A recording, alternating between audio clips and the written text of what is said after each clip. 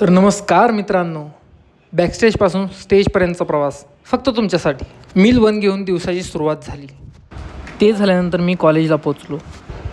Script हातात, emotions डोक्यात आणि स्टेजवर स्वतःला पुन्हा शोधायचा प्रयत्न चालू होता. Every rehearsal teaches me something. Dialogues फक्त बोलायचे नसतात, ते जगायचे असतात. कॉलेजपासून ऑडिटोरियमपर्यंतचा हा प्रवास थकवणार आहे, पण ड्रीम मोठा असेल ना तर स्ट्रगल पण सिनेमॅटिक वाटतं.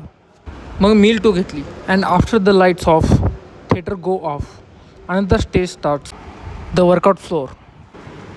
कॅलेस्थेनिक्स thought me one thing. Body transform करण्यापूर्वी माइंड ट्रान्सफॉर्मेशन करावी लागते.